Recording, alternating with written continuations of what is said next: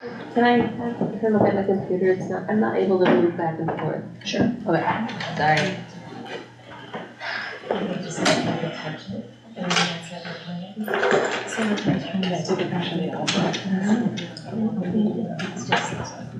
I lost my mouse. You're smiling, Jenny.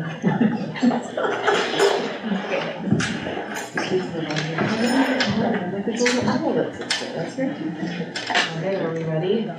All right, it is 7 o'clock. Please stand for the pledge. I pledge allegiance to the flag of the United States of America and to the republic for which it stands, one nation, under God, indivisible, with liberty and justice for all. Okay, welcome everybody. We're gonna get started here. Dave, do you have any questions on attendance? Nope. Got them all. We're gonna move on to agenda approval. Does anybody have any additions or corrections to the board agenda? I had some corrections. In employment, number 2, that had been 9 hours, we upped it to 13 for lifeguarding, and we added an employment. If you scroll down a little further in the capital budget, which I'll talk about when we get there a little bit more, but updated the dollar amount we had put aside for FES preventative maintenance, and like to talk about the high school gym floor, which I put under tier 2 right now. Under enrollment numbers, under April of 22, there was a typo for Empower, so I fixed that to 28. Under policy reapproval number 405, I had added the word not in the second to last paragraph under definitions, letter B. And then two more, we added something to Jaguar Pride, the FES PTO for providing roller skates. And then under pickleball, I just added the words discussion item only. All right, so we have an agenda. Is there a motion to approve the agenda? Jody, can I add on, a request to add on powwow and smudging? You can make a motion. Okay. I'm just gonna make a motion to add the powwow and smudging. I'll second it. So there's a motion and a second. Is there any discussion? I didn't hear the motion, Jody, I'm sorry. The motion is to add discussion regarding the powwow and smudging policy. That's fine. So first, we're gonna vote on the motion that was made, and then we'll go on to the agenda. Is there any discussion? All right, so all in favor? Aye. Aye. Opposed? Aye. Aye. So we'll do roll call. Leo, Yes. Heather, Yes. Dave, No. Angela. Yes. Janelle, Yes. Toby. Yes. Jody, no. So then we are going, or motion passes 5-2. We will add it to the end of the agenda. It is added. Now we are going to vote on the agenda with the added addition of powwow and smudging. Is there any discussion on the agenda? All in favor say aye. Aye. Opposed? All right, motion passes 7-0. Next up is open forum, rules for open forum. There are 3 minutes per speaker. Open forum shall not take more than a total of 15 minutes. No complaints about individual staff members, about students, or about other persons are permitted. All presenters will conduct their business in a manner that meets community standards for decorum. The board will not take action on items presented in an open forum. Brian, did anybody sign up? One person said they may not make it to the first part of the meeting, but when we get to the pickleball part, they thought they might be here, so asked if we would leave the pickleball conversation open to open forum at that point. Sorry. All right, so we'll leave open forum open and we'll check back at the end of the meeting to see if they're here. All right, does anybody in the audience wish to speak at open forum? All right, next up is consent agenda. Does anyone wish to have anything pulled regarding the consent agenda?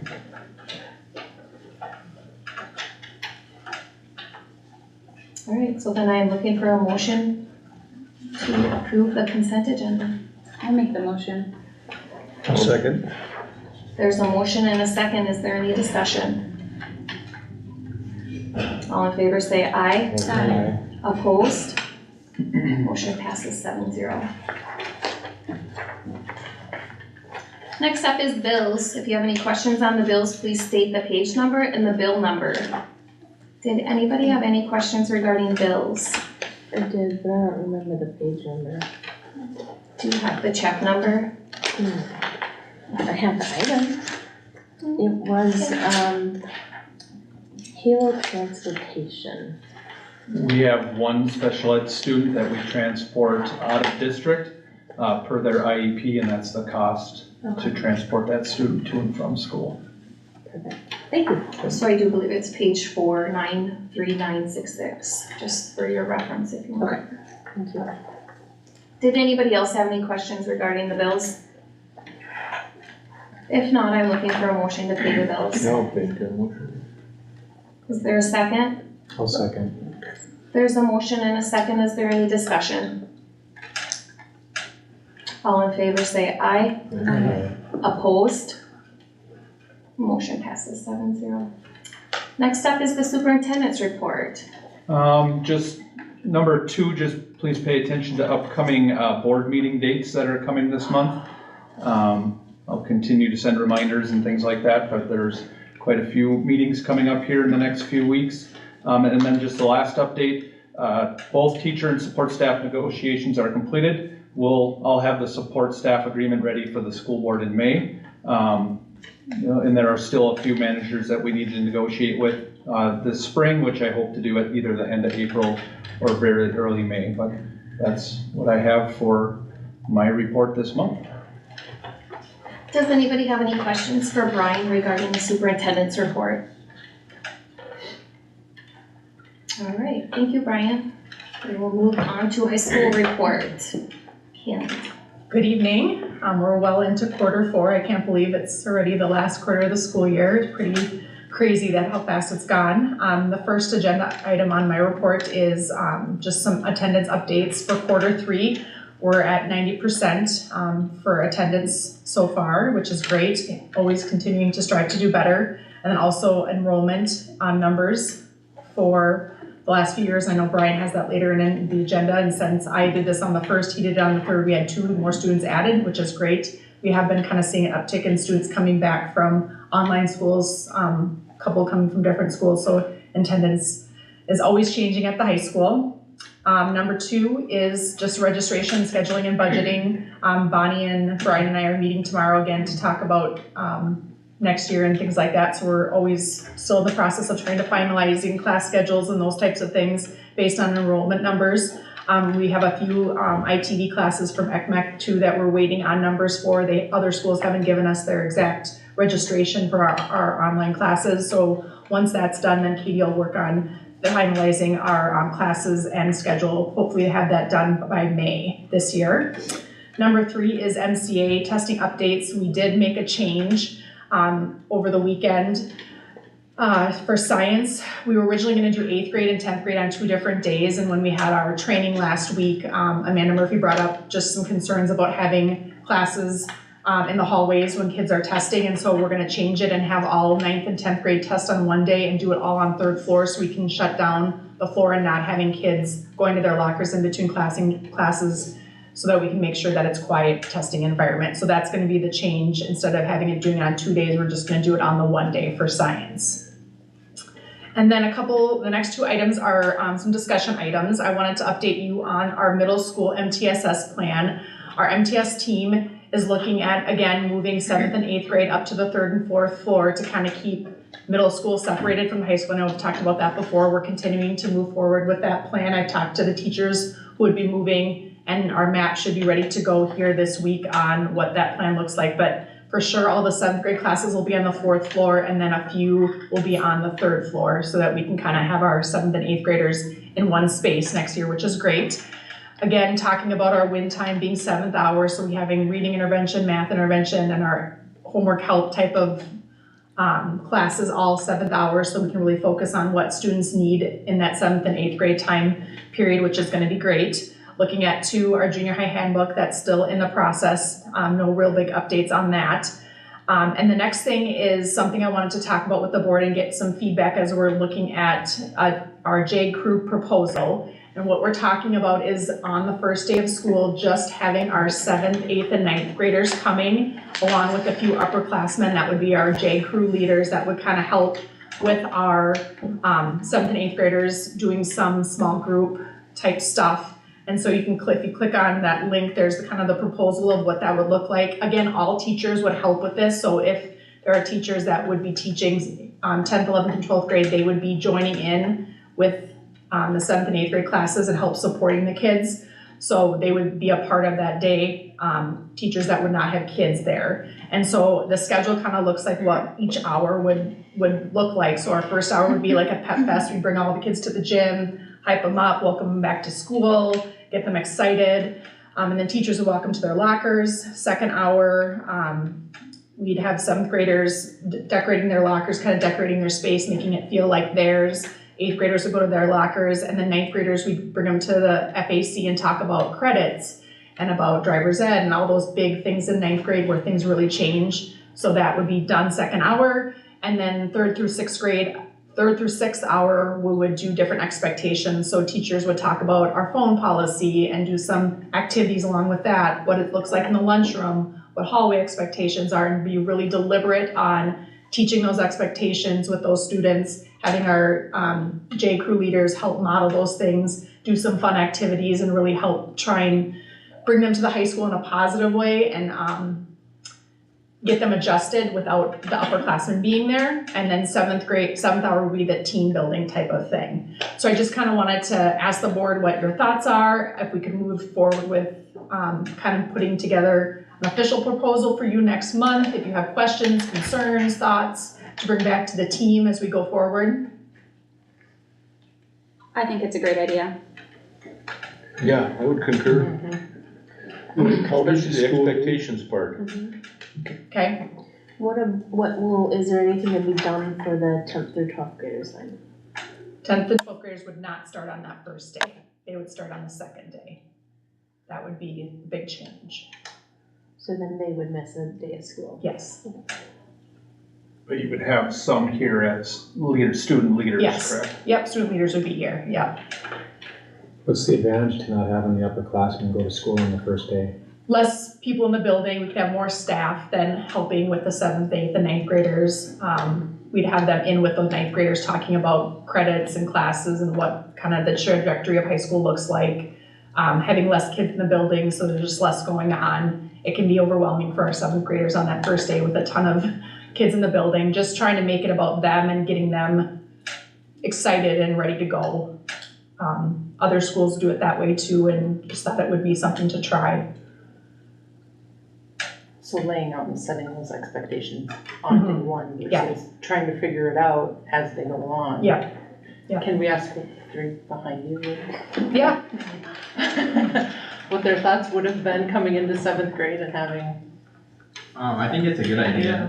I definitely think, trying to remember back, but like it is very overwhelming seeing all those big kids like walking out of school. But yeah, I think it's a good idea. Yeah, and like getting able to like set in, because like, you know, when you come in, the lockers are difficult to figure out. Yeah. So like, I feel like, I don't know, if we get time to like set in, I feel like that'd be good for the younger classmen. And especially like showing them like rules too. I feel like that'll be beneficial throughout the year. Yeah, I think it'd be good just for them to like have extra help and be able to see the building without like so many people there, because it can be like really overwhelming. Because I remember like first day of 7th grade, I was so scared because there's just so many people there. Thank you. Any other concerns, questions to bring back to the team? And this team that you have listed on here, they're all ones that have Yeah. been part of this? Yes, this is all led by them. And yeah, this is Okay. brought from them, yep. So they're on board and ready to Yep, ready to they're go the with ones it. that wanted me to bring it. To the board, yes, yep. And we talked a little bit about it with our ILT team too, and they were on board as well, so. Okay. I will officially bring it to, teachers at the next staff meeting too, once, I just wanted to share with you first and see if there's any big concerns from the board, so we'll talk again as a school, and then I'll bring you an update next month. Can I ask, when is the plan to share the expectations with the upperclassmen then? They would be at the first day in their normal classes.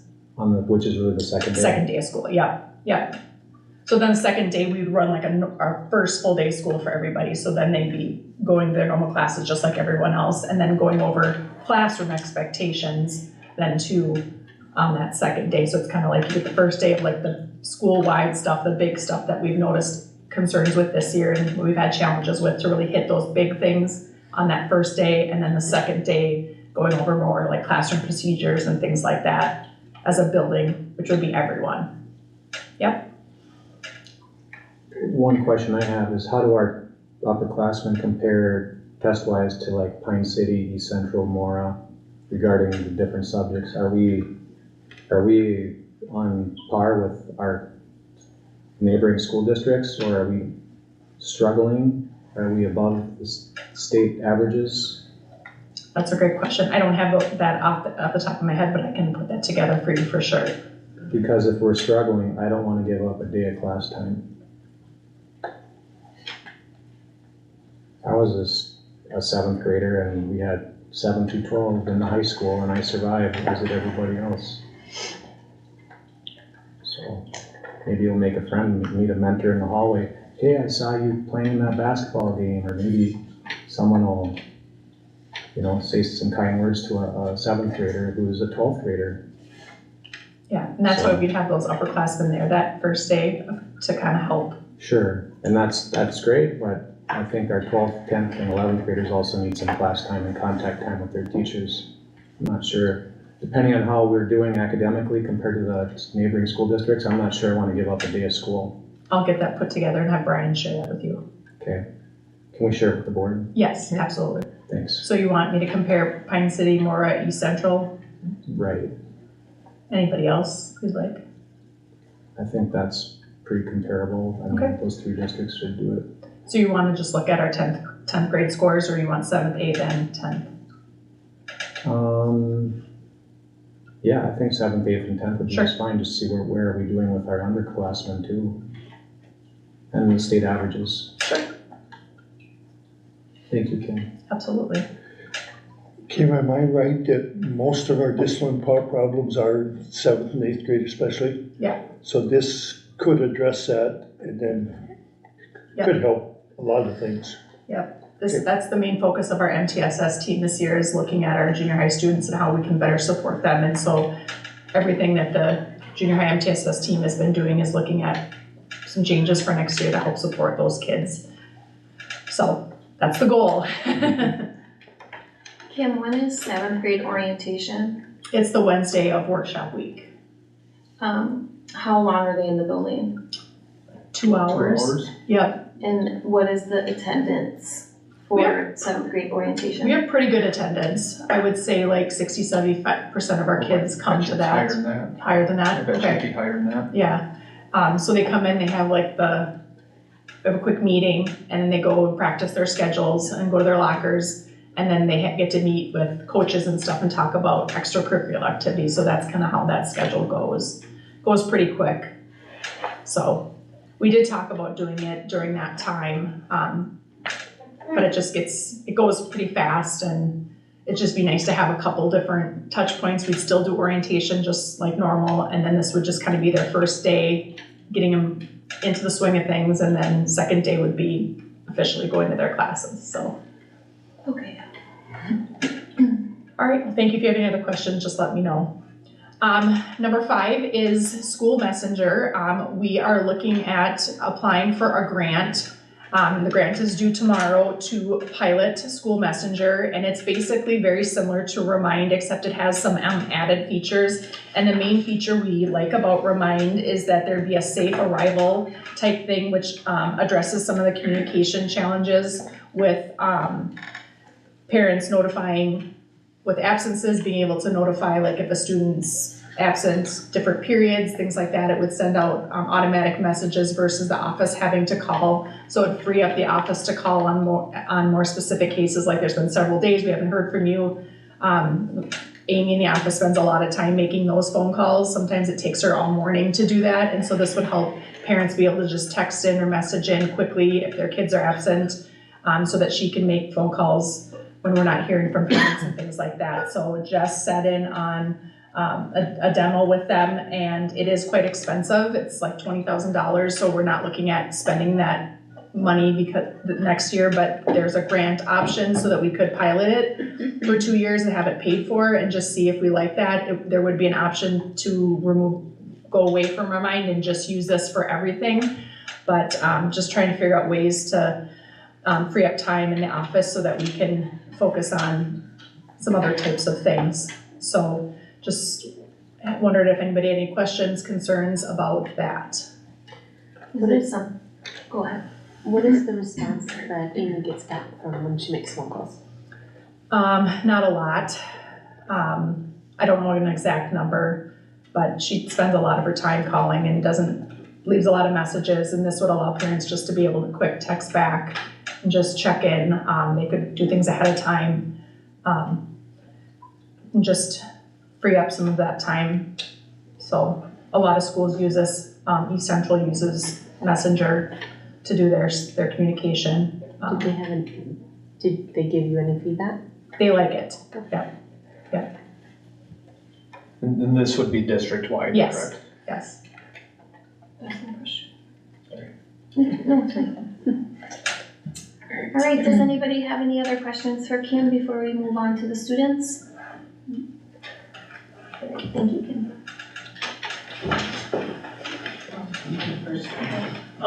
So now with spring coming, we have softball and track, that's what I'm gonna talk about. So like March 20th, I think it was, softball had 2 games at St. Cloud State, and we won both of them. We won 12-2 the first game against Chisholm, thank you. And then the second game we won 22-0 against Floodwood. So that was exciting since we played basically with a whole new team this year kind of. But like we still played together last year, but it was just like different spots and seeing how that works. So that was good for us. We did have 3 games this week, but our one yesterday for tomorrow got canceled and postponed to the next time we play them. Then we play Mille Lacs Thursday home, and then we're supposed to go to Renshaw on Friday. And then I believe there's a track meet tomorrow at Crosby Ironton, yep. So, and they had an indoor meet at Foley a couple weekends ago, right? Yeah. So I don't know how that went, 'cause I didn't make it there, but I think it went well. So that's all I got. I'm gonna talk about baseball and then prom at the end of the month. Baseball, they've started, but both of their games got postponed till later, so hopefully they're able to play on Thursday. And prom is on the 27th, and we're all excited for that. I'll talk about school for a little bit. So we have some big tests coming up. The ACT for the juniors is tomorrow. That's exciting and nerve-wracking. I didn't like that test very much. I just like this nice, I think. Yeah. Yeah, I'm motivated. We have MCAs for, I think, all grades except for seniors coming up in the next couple of weeks. And that's nerve-wracking too. Hopefully we'll see some good scores. I think, isn't there some like motivation, like if they like perform better than last year's, they get like prizes or something, so. Yeah, everybody set goals. Yeah. The high school, and I think at the elementary too, around MCAs. Yep. Hopefully there's some good scores there. And yeah, it is 4th quarter. We are getting pretty close to the end. A little stressful. Close to your graduation. And so I'll talk about speech now, and my coach wanted me to hand out some flyers. So you can do you want one? Sure.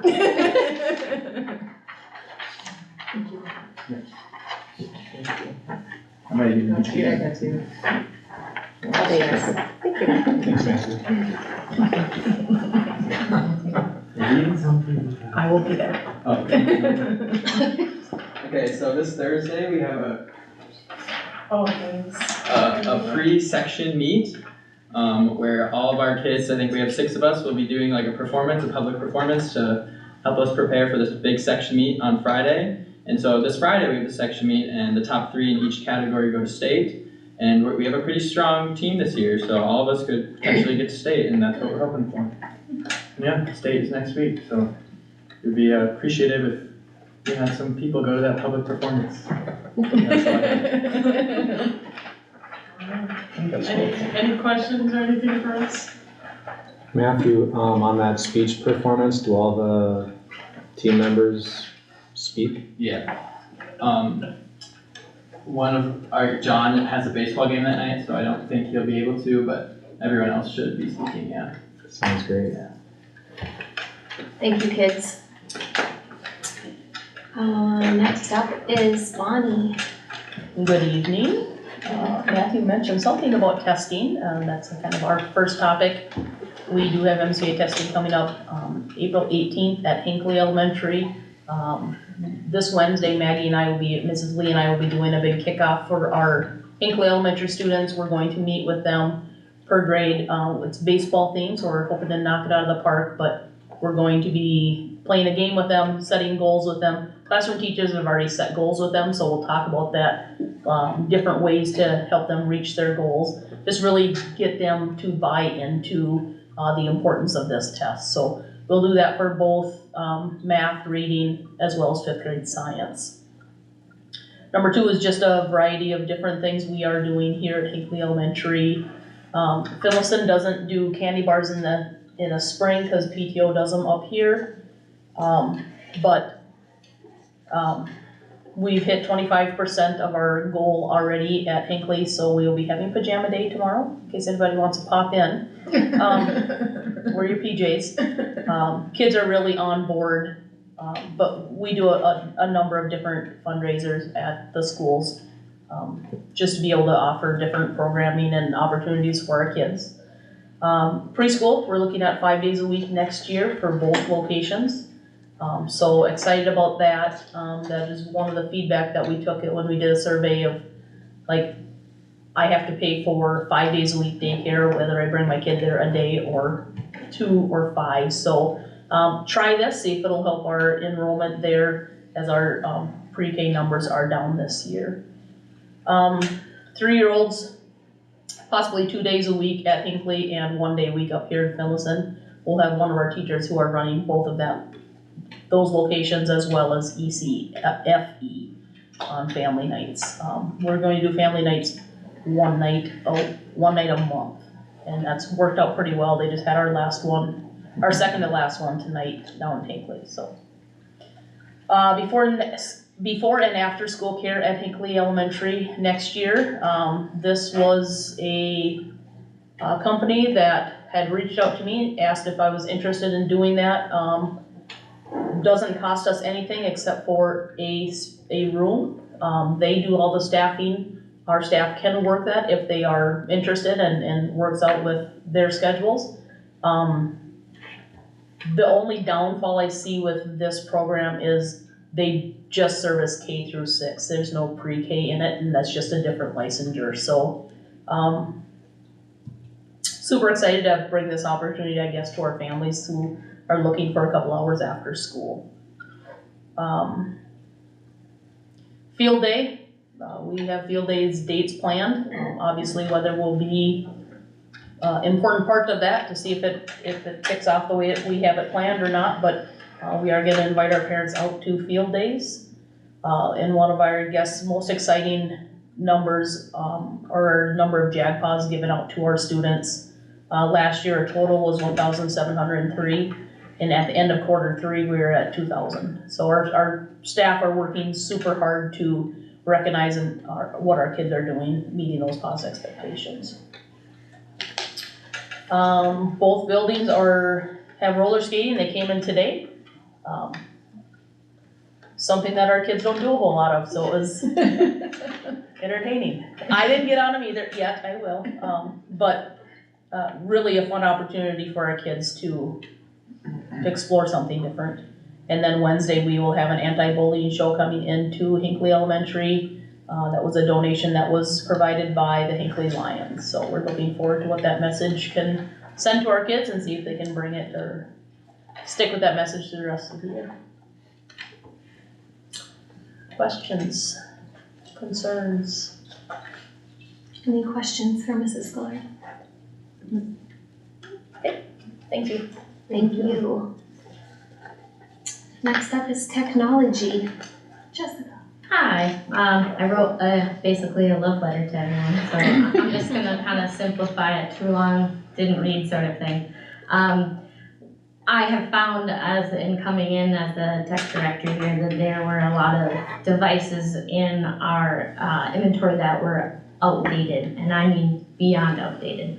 So basically we're playing catch up, and because we did those ESSER funds this year, I was able to buy some that were in actual dire need of being replaced. So that is a running to this machine is breaking, let's fix it and repair it. But then turning around, and we also have student devices that are constantly being broken and mishandled or lost. So we're constantly replacing those. And because of those ESSER funds, we can also now buy more of those. And I'm looking into maybe leasing our student inventory next year, meaning I would replace all the devices at once. We'd have them for 4 years in a lease and we pay a continual amount. And then at the end of 4 years, they take them back and we get brand new devices. And I thought that might be a little bit more cost effective. We have a warranty throughout the 4 years. We can replace and repair based on broken, lost, and that sort of thing. It seemed kind of logical to me. I don't know why we've never done it before. So I thought, why not for 4 years? We could try it and see what happens. Giving our students the cutting edge to a little bit more technology, but also still paying the same amount we would have paid for maybe 60 devices. As we're going through, I've noticed, in fact, this building itself has a lot of cabling that is old and degraded and is unsafe.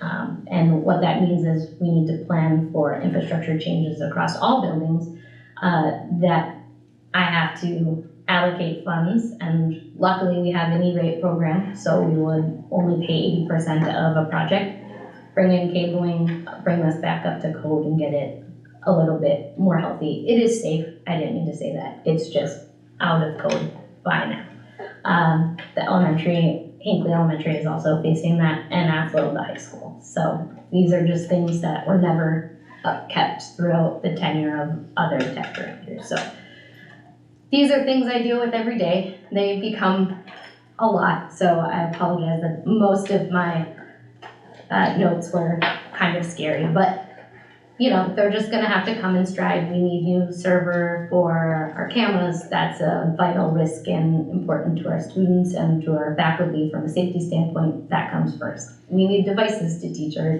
students on online curriculum and hope to give them everything they need. And those smart boards help us educate those smaller kids and can touch and feel, and so just plugging away. Lots coming. I'm excited to get it all untangled and figured out. Does anybody have any questions for Jessica? So you mentioned the challenge it can be with people coming needing help. Yes. Do you have a ticket system in place? Yes, we do. Okay. It is, I'm actually going to get rid of it because it is very cumbersome and it was put into while I wasn't here. Okay. And what it is we have staff that are very close and they've known Michelle and Pat for 20 plus years in some cases, and they scapegoat it, which is fine. But then somebody else will use a ticket and that ticket then gets trumped over that email or that phone call. Okay. So it's really hard to put that into use, and it's kind of a waste of our money. Okay. So, yeah. Okay. And we're small enough that I came from a large corporation and you needed a ticket system, but I know that Vera needs help on her video. I can go help her right now. Okay. Everything in your love letter is in the capital budget that we're gonna get to later. Yes. All right, if nobody has any questions for Jessica, we'll move on then. Thank you, Jessica. Next up is board committees. Does anybody wish to present from their committee this past month? I had a SCRED meeting, we just went over the adult basic education report and the continuous improvement monitoring process. I did ask Brian to send those out in a Friday update a few weeks ago, so that you could all see those presentations as well, so it's. I think there was one link that I was not able to open. Did anybody else? Yeah, you just have to request access to it. Okay. Okay. Thanks. Does anybody else wish to? I guess I'll go. MHS banquet was, of course, a fun night. It's fun to see all the kids getting recognition for a lot of accomplishments. Scholarship committee went well this year. There was a lot of applications, which is awesome because they're a lot of work. I don't know that it means there's any more going to college than any other year, but we had more applications. So that's always fun to see. Last, support staff negotiations. Everybody saw, or Brian reported, we'll see it next month. Those 2 meetings went well. I think everybody came out appreciative and happy. So that is all I have for the month. If nobody else wishes to speak, then we will go on to budget items, unfinished business. Okay, Brian. As Ms. Hankey said, Bonnie, Kim, and I are meeting tomorrow to kind of do our next round of what staffing is going to look like and programming in our schools as I hope to gear towards a work session to give school board members a little more idea before we get into May and June where we set our budget. We are going through classroom requests. Those are almost turned into me, which then we put into our budget system and kind of go from there. So still kind of going through those steps and finalizing details of what classrooms ask for and then what staffing is going to look like.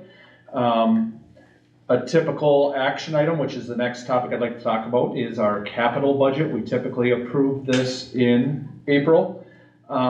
Like I talked about at the beginning of the meeting, Keith had a few more things up at FES. That number last month was 5,000, so he and I upped that to 6,000. Tier 1 on this first page has changed quite a bit, especially in cost, where if you do go to the bottom right now, the cost is $233,852. Last year, the board approved our capital budget at $376,909. A question, why is it so much cheaper? The biggest reason is because of what the school board approved last month with using some of the ESSER funds to get some devices now, smart boards, and also a type 3 vehicle. So being able to pull those things off really will help our overall budget. And the last change from last month is under the technology capital purchases. It's just kind of playing the money game. Jessica talked about we need to replace our camera server and software, and that dollar amount currently in the capital budget is $14,200. But that's the reason that went down so much is right next to it in the column to the right is we have Safe Schools levy, which we levy every year. When you levy, if you don't spend it, the state deducts that from future levies. You can't just give back levy money. Typically, we spend that money on our SRO. This year, as we all know, we were not able to have SROs, so we have that $35,000 in Safe Schools levy. Cameras, replacement for security, things like that is a coverage. So for this year, I don't want to just say, hey, we're not going to spend that money, because then we're just going to get deducted and our Safe Schools levy will hurt in a year or two once the state catches up. And it allows us to save a little money on our budget for next year. So we're still able to get the full camera replacement that Jessica was hoping for. It's just a lot of that money is able to be paid for out of Safe Schools levy. On a similar topic, but not capital, Pine County sheriffs they believe as of now we will have an SRO back next year. They are waiting to see all the details from the governor in writing. But what they've seen in the news and what they've been told, they verbalized that they feel our SRO will be back in the building next year, but they are waiting to 100% say that until they see everything in writing. But either way, we need to spend what we levied for Safe Schools money for this year, and this is a good way to do that and help save us some costs. Before I go to tier 2, are there any questions on any of the items in tier 1? So I just wanted to clarify, the yellow highlight, that is just identifying a change. Correct. Okay. It is a change from when I made it public to the community and to you all, Okay. a change since then. And the change went from 5,000 to 6,000. Yep. Thank you. What's the schedule for buying new school buses? We bought one last year, we'll put it back on, another one on the budget for a year from now. Every other year then? Every other year. Okay, Typically, we've gone a school bus one year and then type 3 vehicles the next year. okay.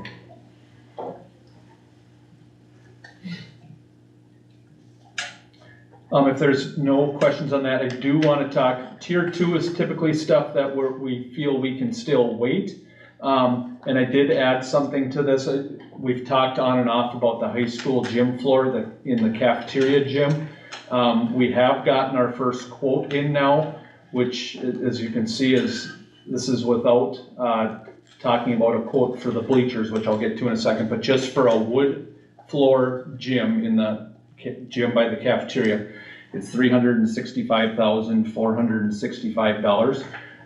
Keith and I talked today. He's going to do some research on 2 things. One, if you remember back last time Mandy Hartle came and reported, we know the gym floor is at end of life. We want to know, we know it's end of life. We know it needs to happen at some point, but is it a safety issue? Is it something that someone could get hurt? So Keith is going to bring some people out to help us know that from some people with just a little bit more expertise. So he was working on setting up those people to come out and look. We know there are rough spots in that gym, but we really hope. Is it a safety thing, or is it just we know it's coming? But we want some urgency put behind that from a safety standpoint.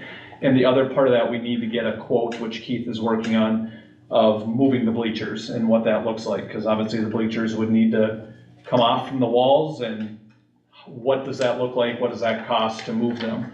This company who bid on the floor said that 2 options: you can either get the bleachers out of the gym, which I don't know how we do that without disassembling them, because they're not going to just fit in the door frame, or you can slide it to one side of the gym. They replace the floor. But what Keith and I are worried about, what does it look like when you're sliding them back into place on the brand new floor? Once you put a floor in, we don't want to scratch them up with moving bleachers. So we want to get a quote on what that would look like. But what I'm really wanting to hear is the safety part. I know we need a gym floor. Is it vital today? Is it no one wants to wait, but just I want to hear the safety side of that conversation. Obviously, it's a big price tag. There is a little bit of wiggle room in the capital budget, but not at $365,000. I didn't put it in as tier 1 right now, just because I'm trying to prioritize as I build the budget, staffing and programming. But if we hear it's an absolute safety thing, I don't want to get us in a situation where we're going to be kids possibly getting hurt by either being in Phi Ed or playing games in there. So I hope, which we're going to talk about possible work session later this month, hope to have some more finality on at least the cost of all this and also the safety side. The other part, could we afford it? Certainly we could afford it, but then it's, what does the fund balance look like? Does the school board want me to come in at 25%? Is there a little wiggle room with that? Because again, I'm trying to, as we are building, administration's building our staffing and programming, that's what I'm trying to prioritize, but we know we had this need, we knew it was coming. Are we at that point where we just need to kind of bite the bullet and do it? But that's not the full price tag yet either. We got to find out what it costs to move the bleachers. So for tonight, I'm looking at approval on tier 1. Tier 2, you're not approving any of those items. But I would think we would come back to this discussion on the gym floor as a possibility once Keith and I can get some more questions answered. Does anybody have any questions for Brian regarding the capital budget tier 1 items? If not, I'm looking for a motion to accept the capital budget. I'll make the motion. I'll second. There's a motion and a second. Is there any discussion? All in favor say aye. Aye. Opposed? Motion passes 7-0. Next. Question on two. How long have those other four been on there? Let me open it back up. I think as far as the district office flooring, last year was the first time. I don't know, Bonnie, I think elementary band, last year might have been the first year we talked about that. First year we talked about it, she's tried to budget for it, well, it's been on the budget for a number of years. I know it's been on there both years for me. Okay. I guess I can't. Well, I feel like it's been on there a while, so I'm just curious how far back we're looking at these for. How long they've Yeah, been on and there. you know, the big push there is it's such a small room that some kind of absorbance for the sound would be great, but that's what that flooring's for.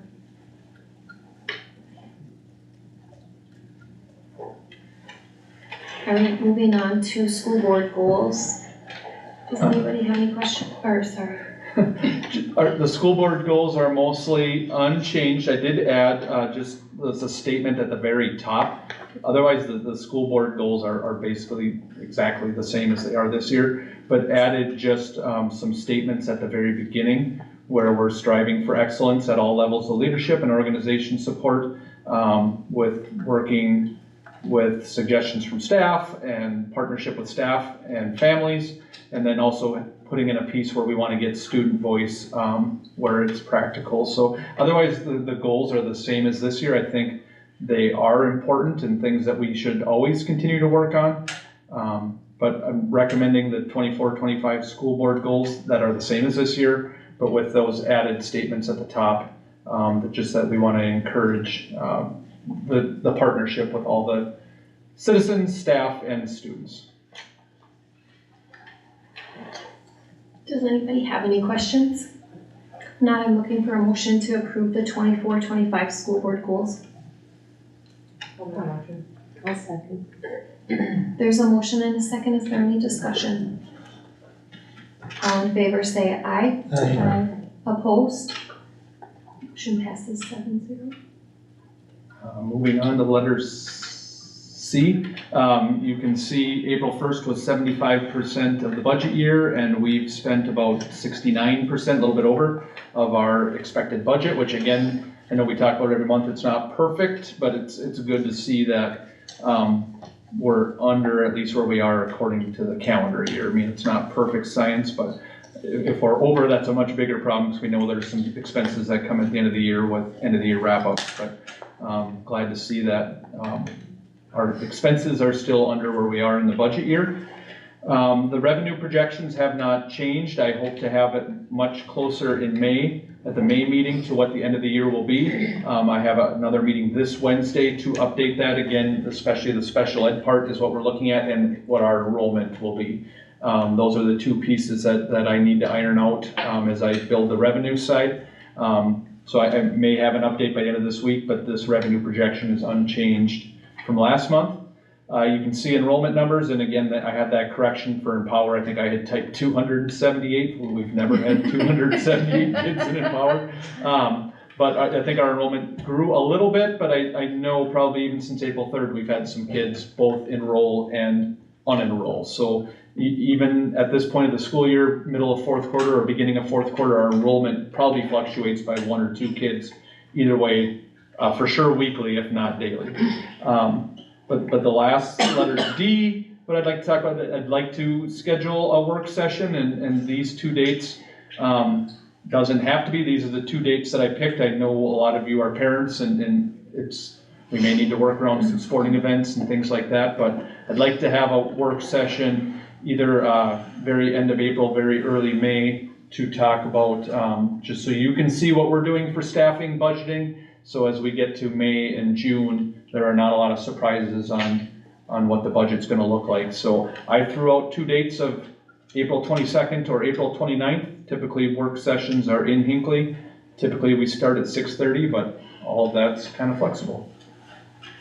I'm wondering what that looks like for your guys' schedules. Either work for me. I can do either. The 22nd would work better for me. Leo? 29th would work better for me, but I'll make either one. Good with either one.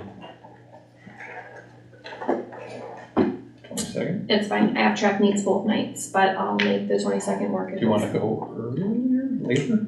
We could go later too. It's fine, let's keep it at 6:30. 6:30 on the 22nd. Yep. You wanna make a motion on that? Yep. So we're looking for a motion to set a work session for April 22nd at 6:30 in the district office boardroom. I'll second. There's a motion and a second. Is there any discussion? All in favor say aye. Aye. Opposed? Motion passes. 7-0. Next up is 3 policies that we are approving this month. Did anybody have any question regarding any of the 3 policies? This note number 405 did have that correction. Basically the last sentence under definitions, letter B, the form of compensation shall include but is not limited to. There may be other ways that we recognize, but the word not had not been in there. If there's no questions, we will vote to reapprove all 3. So. Can I ask a question? On the class 2, on the policy 902, that came from the wording on page 2, Under class 2. the orange highlighted. Mhm. That was the wording from the attorney. The attorneys have not looked at this. Okay.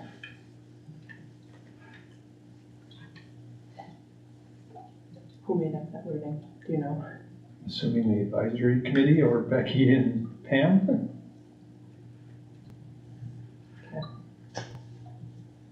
Do you I guess I'd like wanna- to table 902. Okay. Till next, I know we've already tabled it once, but can we table it again? Okay. Sorry. Alright. So can I make a motion to approve for 106 and 405 and table 902? You may make that motion. That's my motion. Is there a second? I'll second. There's a motion and a second. Is there any questions? All in favor say aye. Aye. Opposed? Motion passes 7-0. Angela, you're specifically wondering about the class 2 wording? Yeah. Okay. That's highlighted Yep. on page 2. Next up are the first read for policy. Oh wait, does anybody have anything to add to Jake Pride? Alright, then we'll move on to the new policies. Excuse me, first reading, policy number 412, expense reimbursement, and policy 426, return to work policy. I'll note 426 I know is very much outdated. We are starting to work on this, already have behind the scenes. I mean, if you just read the first page, Gateway Clinic and First Light don't exist. First Light's now Wellia. So I know there's a lot of cleanup on policy 426. We are working on that behind the scenes to make sure all these appendixes are appropriate, and we'll have it completed by the May board meeting. But I know I took a few questions on that one, that it's very outdated. Yep, I don't know the last time it's been looked at. I couldn't find the last time, so it's good that we're looking at it. Does anybody have any questions regarding those 2 policies?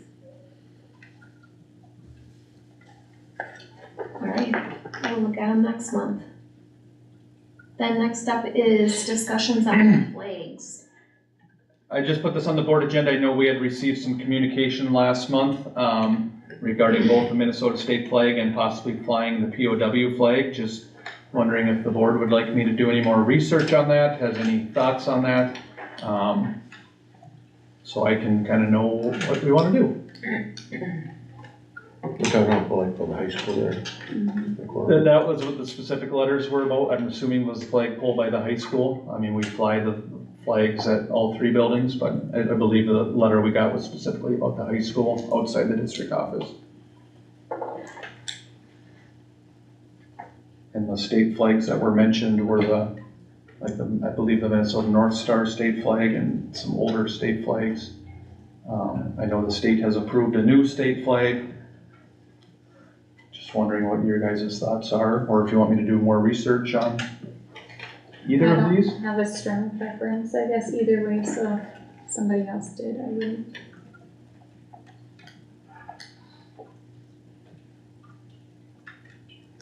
Be okay with that.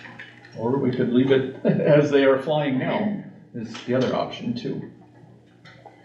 Are they gonna pay for it, weren't they? I believe Clark had said he was gonna pay for them, or we wouldn't have to pay for them. I can't for surely remember how it was gonna be paid for, but.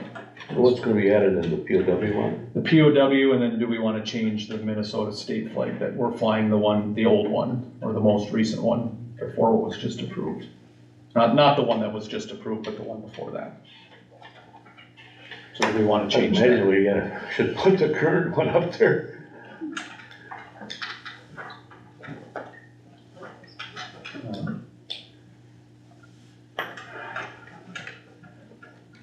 Stay modern.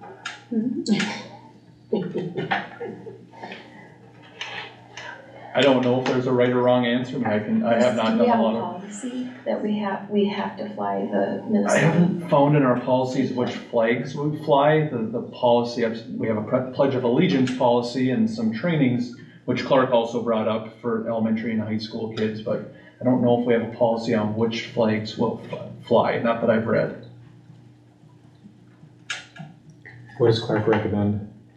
He recommended 2 older state flags, and I don't have the letters with me from last month, but he recommended, I believe, the Minnesota North Star flag, which I don't know how long ago that was the state flag, and one other Minnesota flag. He recommended the POW flag as well. So have 3?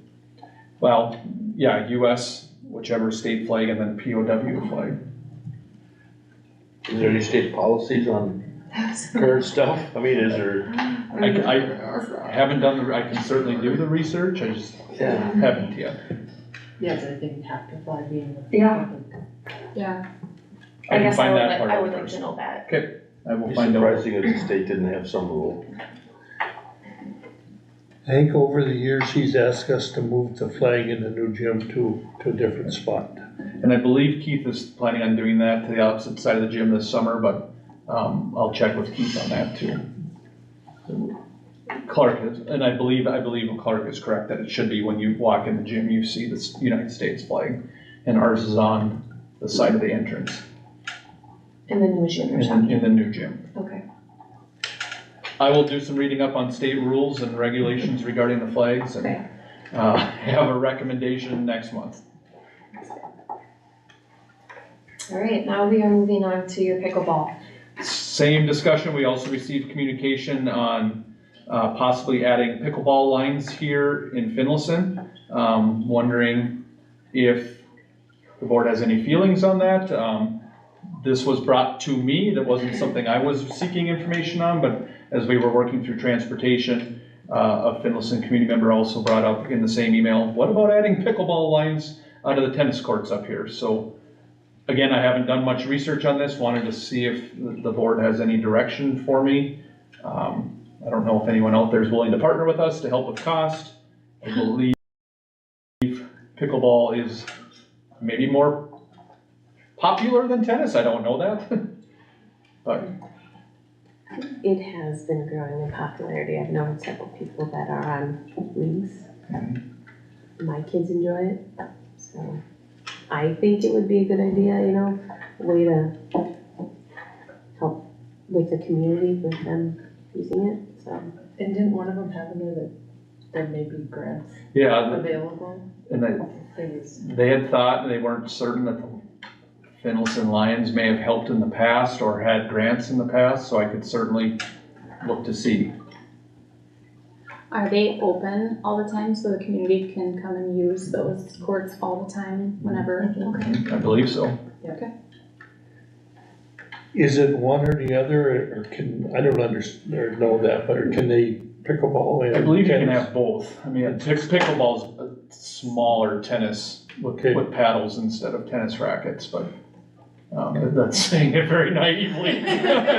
My son's laughing at me for being naive, but like shorter too? the net's shorter and you use a paddle. It's the same kind of concept of game, but Are they different colors so you don't confuse them, or they all stay white, or what? What's the I'm suggestion sure we there? could put different I don't know. I don't know how others have done that on their current tennis courts. You could probably ask the veteran teacher at the high school about pickleball. She knows. I'd like to see some cost research on that. Yeah. Me too. I will work on that before May or June. All right, now we are on to, the resolutions. First resolution I'd like the board to approve is a donation from the Hinckley Lions for the post-prom party. And this was in the amount of $1,000 to just help with costs that fall into the post-prom party. So looking for approval to accept that donation. I'll make a motion to accept it. Second. I just have one question. Does this always go through the school district or does it go through the postpone committee? The booster, this one's a unique one because it's through the boosters, which, That's what I'm asking. yeah. So the boosters, which is So they're the gonna run school- it through the school this year, not the boosters. It is going through the boosters, but the boosters are kind of under, this one's kind of a gray because they're kind of under the school umbrella, but not the same as like the PTO, things like that. We could probably get away with not doing it. I just wanted to make sure we were covering it since we're collecting money for a school event. Even though we're not the host of the school event, the boosters are. Is the check coming to The school, district? yeah.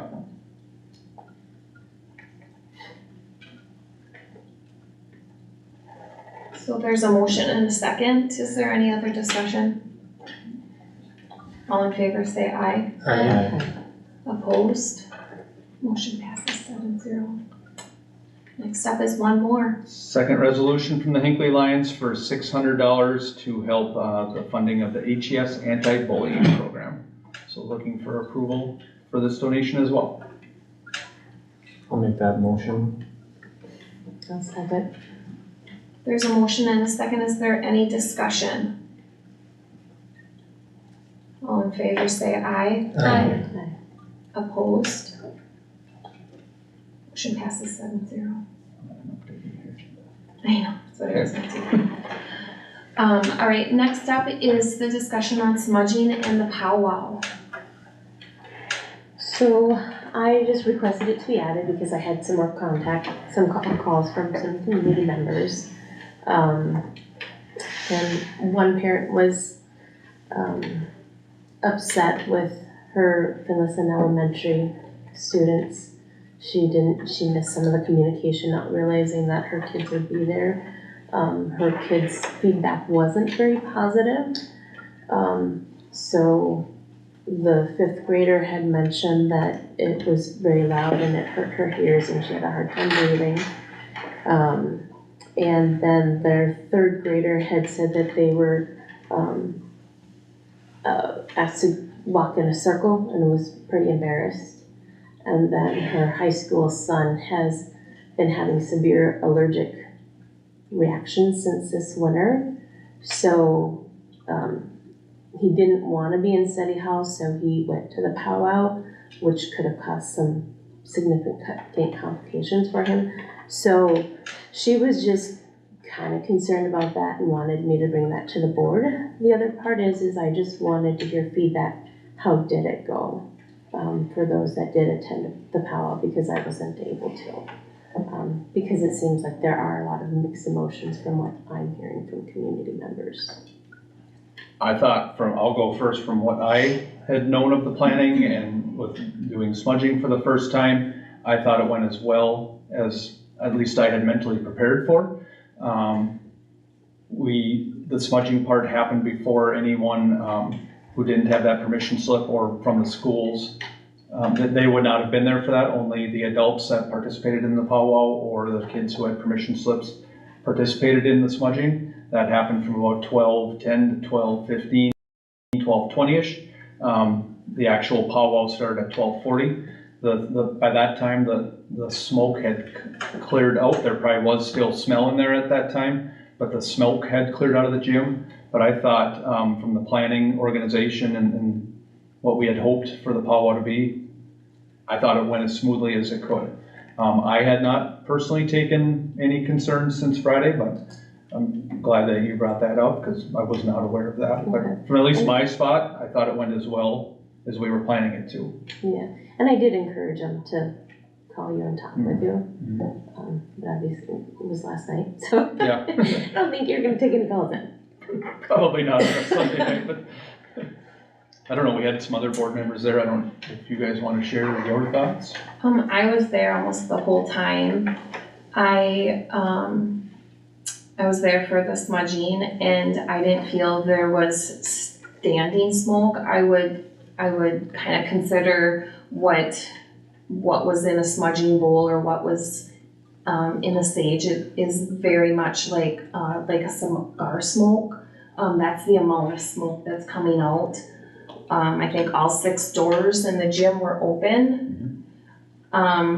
I don't believe anybody was made to walk around. I thought all the children or students chose if they wanted to come down and walk around.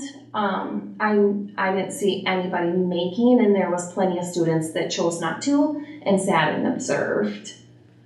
I thought it went very well. I had never been to one, so I was happy to go and try to understand what it is about, and see the Native American students really kind of show off their culture, and that's what I was hoping most people would take away from it if they went.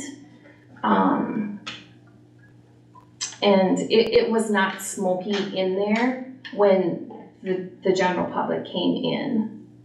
So were those your 3 questions? Is there one more? One of the other things since you had mentioned it being cultural, was that the 5th grade student had been talking with friends, and they were having a conversation, and the discussion was about, just the world in general, and the different cultures and, different things in the world. And a comment was made about,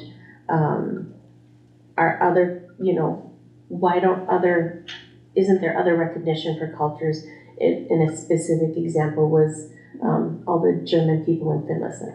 Mm-hmm. So then my question then came to my, from the 5th grader, was that for me personally, I wondered, do we have, where we have other cultural celebrations with students? And so after I heard that, I thought about it. My sister's a 1st grade teacher. And so when she does cultural training in her classroom, she sends a letter home to all the parents inviting all the students to come in, and they have, a couple week period where they can all come in and share about their history, their culture, their backgrounds. So, and it's been very interesting. And she's brought some to our family. I mean, I got to have something kind of like Finnish eggnog this past holiday season. It was interesting. So is that something that has been done, that, with other students and with that thought and feeling? Has that happened? I don't know, I'm asking.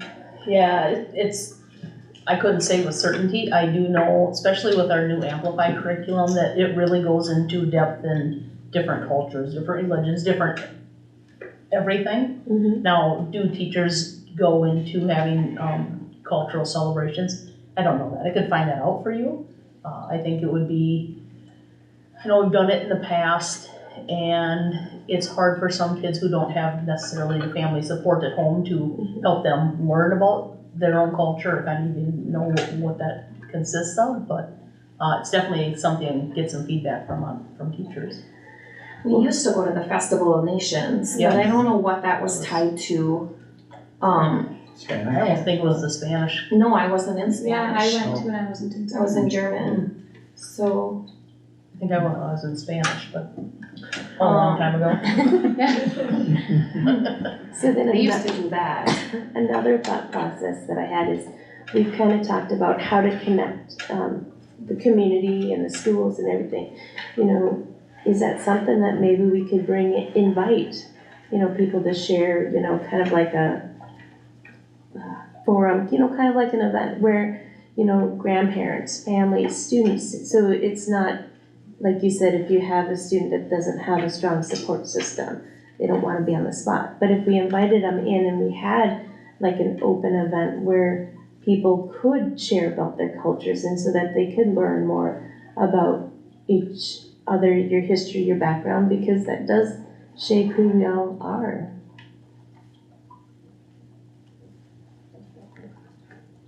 I would be all for it. I think anybody, if they want to put a group together, can come and present. I'm all for it. Yeah. Someone I can certainly work. has to do it though. Well, I can certainly work with our community ed department on that, because I think that might be a good way to do that, Yeah, that's good. at least to start. And, you know, certainly we do some in classrooms at the elementary and high school, probably a lot of it, you know, the culture comes out of the social studies curriculum. So not nearly in depth, not nearly probably every single one that we could or should hit, but I think this might, in community ed, might be a good way for the advertisement or to have the opportunity to bring some different cultures to present or talk and have that forum. So I can work with our community ed department on that. I will say, if somebody brings lutefisk, I will not try. My family I'll likes bring Eva's or lutefisk. something. My grandparents like lutefisk. I know. Oh, Grandpa made it, but I couldn't do it. And I'll just add, I was at the powwow on Friday, but I wasn't there for the smudging part of it. I came for the opening ceremony, so not being at the smudging ceremony and being in the smell right away, walking into it, I did notice the smell, but after being in there for like 3 minutes or 5 minutes, I couldn't even smell it anymore. So, excuse me, so just as somebody that wasn't there for the smudging and then walking into it, I felt like the smell wasn't overwhelming.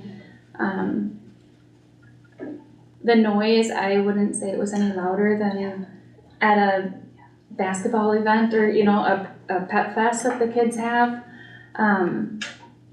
I didn't feel like at any point it was really loud. I mean, there was times where I felt bad for whoever was speaking, just because like our student sections were kind of loud. So I felt almost a little bit bad for them trying to talk because you couldn't hear them with the microphone because, you know, students were talking around, but I didn't think the noise was. And I agree with Jody too that there was teachers sitting and students, even high school students. I think the younger kids really got into it and just wanted to move their bodies and dance, but I felt like there was several that were sitting out if they wanted to. But yeah. And I think, sorry to cut you off, that's Heather. fine. I think, you know, for sure, Bonnie, Kim and I talked, we can always clean up our communication of you know, what to expect from this. I think that was one thing is, especially with smudging being the first time, we could certainly, if that happens going forward, or if we do it again next year, we can certainly clean up the communication part. We can always do that, so that was something for sure Kim, Bonnie, and I talked about Friday as it was happening is, you know, next time we need to take care of, you know, some, just those expectations that, you know, maybe just even explaining it is loud, you know. I would agree it's probably similar to a pep fest, but or a pep band playing, but it's happening the whole time. You know, a pep band, they go for 10 minutes or so, 15 before a basketball or volleyball game, and then it's kind of done. Where this is pretty consistently throughout the powwow. So I think cleaning up some of the communication from the school on just, here's what to expect, here's what it looks like, so parents can make the best decision, or kids know what, you know, what's going to happen when they get there. And we kind of already started talking about that a little bit Friday afternoon too. And then the last one that I had was and you mentioned this in the email, but it was brought up again, the spiritual aspect. And clarification for that with community, because one of the community members had mentioned that the Red Lake Nation website identified the significance of sacredness of smudging within Anishinaabe and Ojibwe Native American and other Native American cultures. So there is just some confusion because it's a lot about cultural and spiritual, and so there's just confusion with that, especially in the community. When I was working with our attorneys on this, the cultural ceremony is the part where they believe and advise that smudging falls under. I understand it says spiritual, and spiritual is often tied with Christianity and things like that, but spiritual doesn't always have the same meaning in different cultures, is how it was presented to me. Smudging has been presented to us as a cultural ceremony, and that's what our attorneys backed, so that fits under this statute, as does, I'm reading it right here, in a public school as part of a traditional Indian spiritual or cultural ceremony, which when I asked our district attorneys, they said smudging falls under that definition. I know spiritual's kind of the word that's catching some people up, but they're kind of two different statutes, even though spiritual kind of ties both together. I know that's as clear can be or not, but the cultural ceremony part is especially what smudging falls under. That was our attorney's advice, that was the intent, and I really believe that the state's actually going to come out with a smudging policy anyway, because to clear this part up, because the cultural ceremony smudging falls under that, doesn't say smudging. I believe the state's actually going to have a smudging policy. Don't know that for fact, but I know it's being talked about heavily at the legislature this spring. Okay, thank you. Yep. I also attended, and I saw the smudging, and the first part of it was mainly elementary kids, and I thought it went very smooth. The smoke did not bother me. There was a number of adults that attended. Seemed like everybody had a good time. I know there's always concerns, but I thought it went over very well. I did receive a phone call from an unrelated community member who did have concerns about the spiritual aspect as it pertains to religion and being potentially classified as religious since it is spiritual. So my thought is, could we maybe consider having permission slips for not just the students who witness the smudging, but for all those students who attend the powwow? That way we're just better communicating to the community. Parents would probably appreciate that permission slip that they sign, and then everyone can be happy, and then there's no negative feedback because they could either allow their child to attend or not, and then I think everyone will be happier. I think we can absolutely look at that. I think that's fair. Do we do any surveys, student surveys or anything like that on feedback? Not on this topic, we haven't. I certainly can.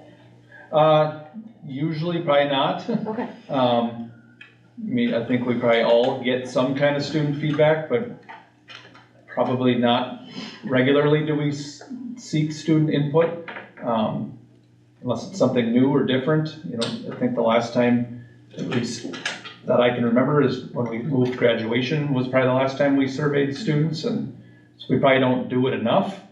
At the same point, if you over bombard with surveys, we all kind of know what that feels like and looks like, so there's a fine dance for, especially at this time of year, how many surveys, but we certainly could to get student and staff feedback on that.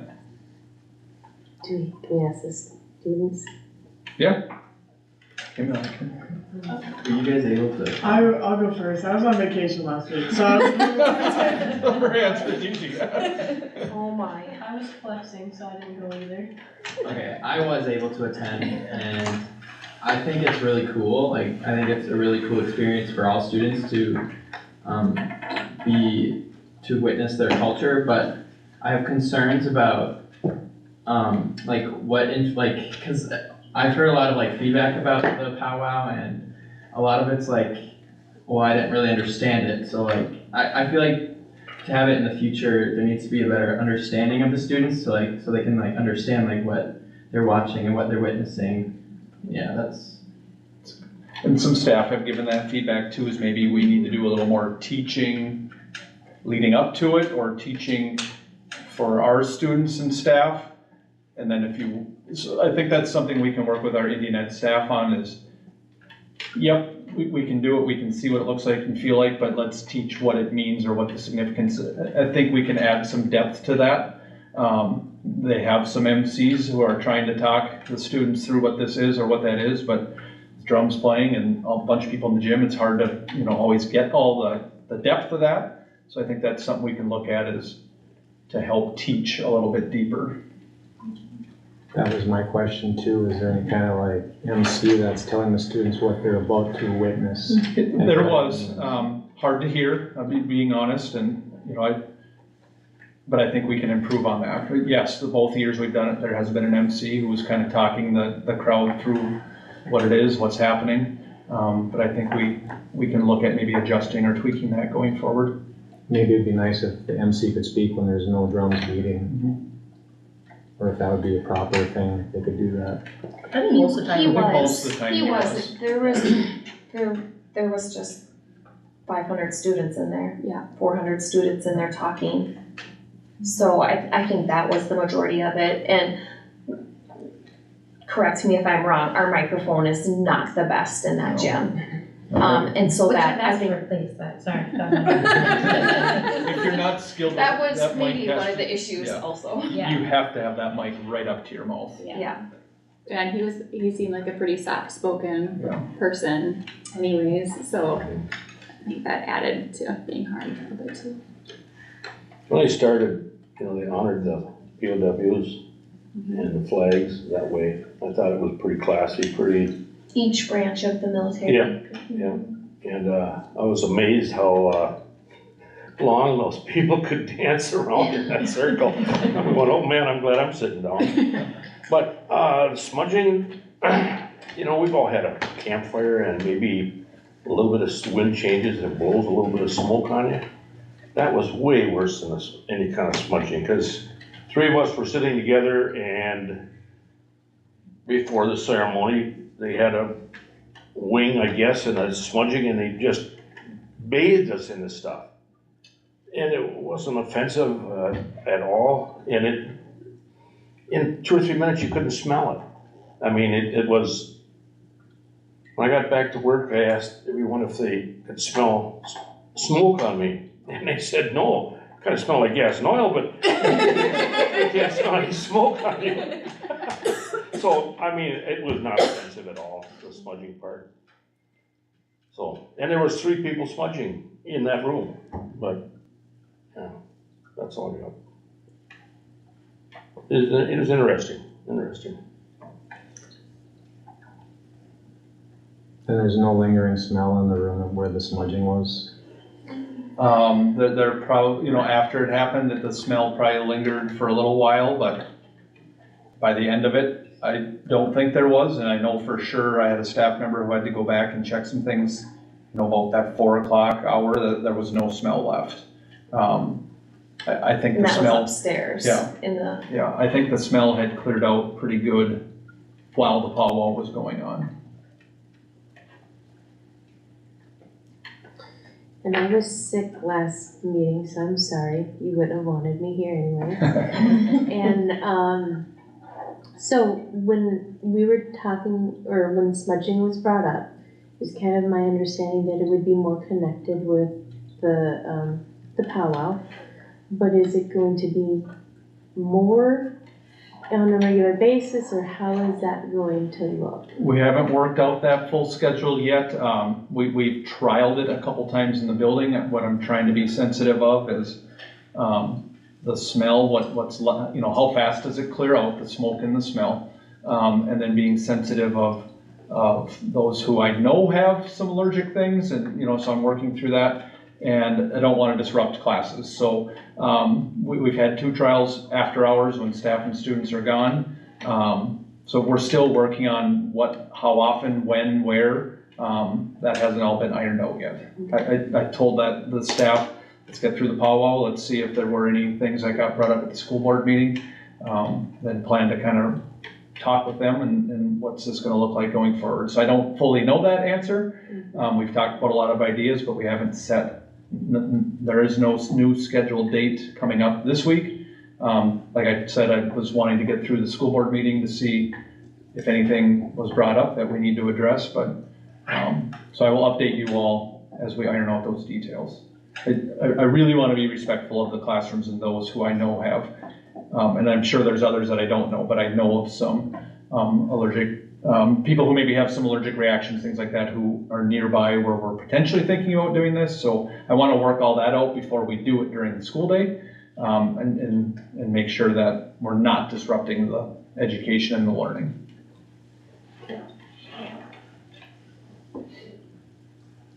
And Brian, when will we hear, or when will you have a decision on whether permission slips will be required for all students?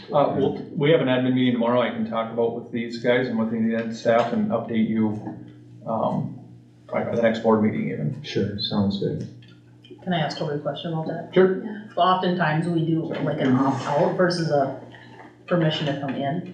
Does that make sense? So would you be in support of that if we were to say, we're having the powwow, if you don't want your student, sign it and return it, versus my student has permission? Are you good either way, as long as we're? So basically the same description of the event would go to all the parents and then. Right, it's just saying they need to return it if they choose their child doesn't go versus I want them to go. Oh, I see. Does that make sense? Right. I guess I would be open to that opt-out.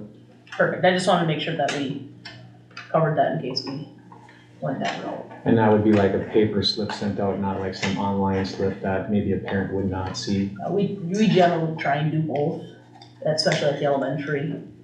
We have, every student takes a paper copy and then, like for roller skating per se, everybody took a paper copy and then teachers would send an electronic version as well. Okay. The Remind account that they have for classroom. Sounds good. Does anybody have any more questions, discussion items? All right, if not, I'm looking for a motion to adjourn. Did we have to do open forum again? Oh, I was told that the community member was not here. Oh, I thought it might be Larry, but no. I just want to talk to the superintendent. Larry and I didn't get to connect today. Okay. So Larry's here for me. Oh, okay. So I'm looking for a motion to adjourn. I'll make the motion. I'll second. There's a motion and a second. Is there any discussion? All in favor say aye. Aye.